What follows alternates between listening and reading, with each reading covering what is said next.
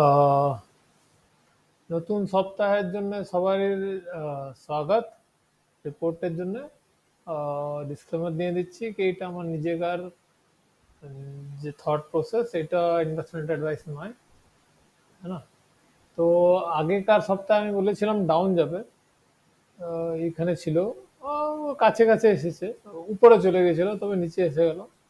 তবে এইটা আগে এমনি এমনি ছিল, এটা আগে এমনি একটু ছিল, যে এখন এটা নতুন এসে গেছে, তো নতুন এদের তৈরি করে দিচ্ছে, কেন কি এটা উপরে চলে গেছে, একদম নিচে যায় না, এখানে যে এবার এমনি আসতে হতো, তবে উপরে চলে গেছে, সেজন্য কোনো ঠিক নাই। অনেক কিছু আরো, যেমনি এক্সপিএস এটা উপরে গেছে, ইউএসডি আইএনআর কিছুই হয় নাই, আর ডিক্সি কিছু হয় না, কিছু হয় না। তবে সোনা নিচে যেতে লেগেছিল, এখন এটা আছে যা লাগছে, এটাই হাইয়েস্ট। এটা কারেক্ট হবে, নিয়ে আবার চলে যাবে 2400 বা 2390। এখান থেকে অয়েল কোনো ভরসা নাই, এটা একটা চ্যানেল আছে, এখন চ্যানেলটা কিছুই করে নাই, হ্যাঁ, কিছু বলা যাবে না এই ব্যাপারটা নিয়ে, হ্যাঁ।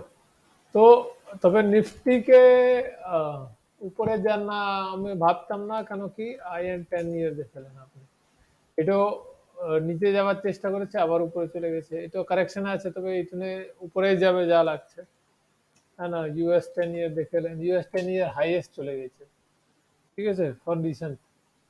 তো আমাকে লাগছে না যে এক্সপিএক্স এর উপর যাওয়া উচিত, বা নিফটি এর উপর যাওয়া উচিত। Nifty small cap, CNX small cap, এটা উপরে যাচ্ছে, এর আলাদা কারণ আছে, তবে সিএনএক্স মিড ক্যাপ বা CNX 500, এই এই দুটো উপরে যাচ্ছে, এটাও উপর দেওয়া উচিত নয়, যাচ্ছে তো যাচ্ছে, তা আমার কোনো ভরসা নাই, সবকিছু উপর দেখাচ্ছে, তবে আমার ভরসা বলতে নাই। আমি আগের বারে ডাউন, আগের বারে ডাউন রেখেছিলাম, ডাউন গেছে, তা আমাকে লাগছে ডাউনই যাবে।